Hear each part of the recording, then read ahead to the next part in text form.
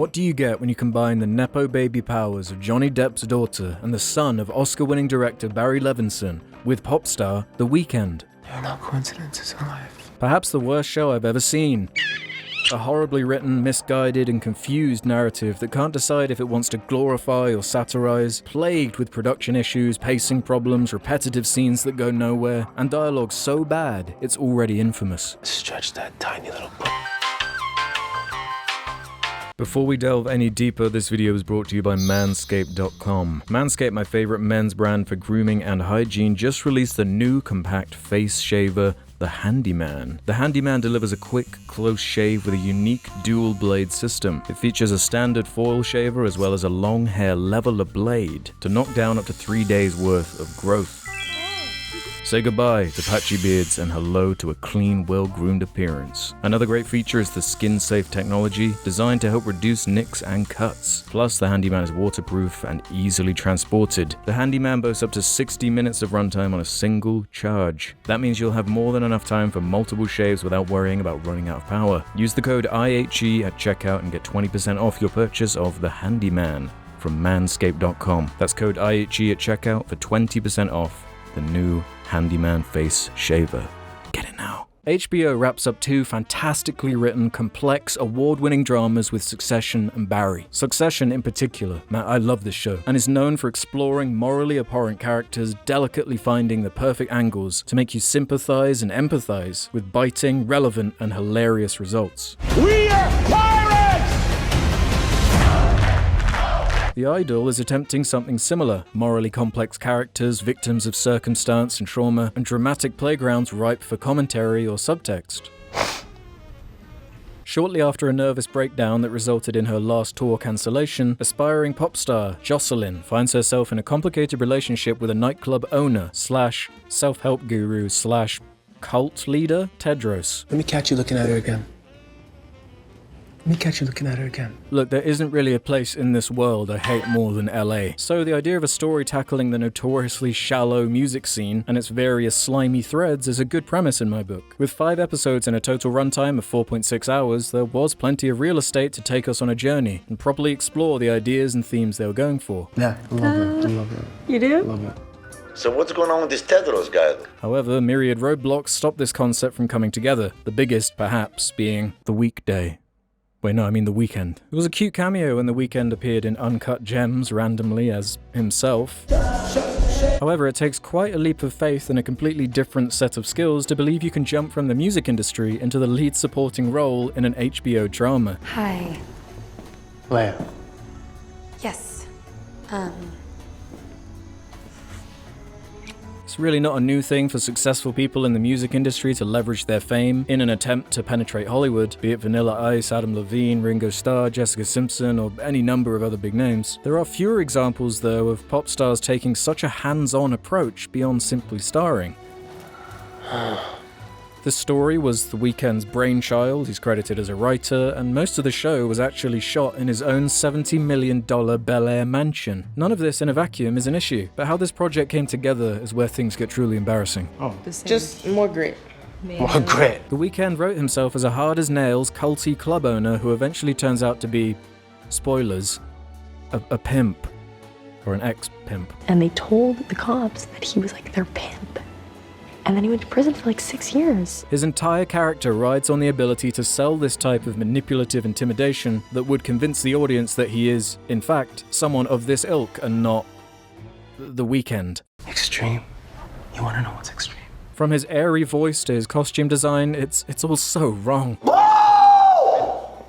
His screen presence from his first scene is laughable. We're here to fall in love! His costume design is hilarious, the first impression bringing a distracting amount of attention to the disgusting dead animal glued to his head. His rat tail is effectively his leading character trait, with the writing both insisting that he's an obvious risk that most people would instinctively avoid, but also so inherently charming and irresistible that Lily Rose Depp's lead character Jocelyn almost has no choice but to fall for him on the spot. I don't know how he convinced himself he had the screen presence to sell a character that requires this much from an actor, especially with most scenes involving these two anti-chemistry charisma vacuums bouncing off each other. I'd bet $1 billion on this mess. Really? Much has been speculated about this show's misguided lack of vision. The biggest drama of note was the complete shift in direction once 80% of the show had already been shot. Its original intent seemed to have more of a focus on Jocelyn getting whipped up and escaping this cult in a moment of vulnerability, with the director and actor Amy Seimetz attached to helm the direction of the initial 6-episode plan. According to the minimal amount of thin sources available, The Weeknd considered the show to be leaning too much into a female perspective, so the Seimetz footage was discarded, with Sam Levinson stepping in to helm the director's chair and reshoot and rewrite this shambled mess into something more in line with their vision. Cancel that. Sam Levinson is best known as the creator of the HBO show Euphoria, which supposedly takes place in the same universe as The Idol for some reason, but at face value you wouldn't pin them as coming from a similar creative team. Especially with how flat and workmanlike the direction is in The Idol, it seems so rushed. The visual design in Euphoria, by contrast, is extremely impressive, with a wide range of colours and lighting used to express the emotion of the characters, and an equally thoughtful implementation of creative tracking shots and pans that keep it as lively as the hormone-fueled, anxiety-ridden nightmare the lead character of Rue finds herself in. For whatever problems Euphoria does have, the first season especially is an energetic, emotional, and convincing depiction of the trials and tribulations of drug-addicted teens in the shithole that is LA. The biggest obvious difference between The Idol is the quality of the performances and the overall production. There's this one kind of famously bad scene in the second season of Euphoria, involving an overly long, awkward, excruciating musical moment where a character serenades Zendaya. The skin-crawling feeling of that scene is how the entire experience of The Idol feels to sit through. Is it surprising that the HBO show, with a collection of respected and capable actors, is a better final product than The Weeknd's misguided, ego-driven passion project filmed on his own estate? No.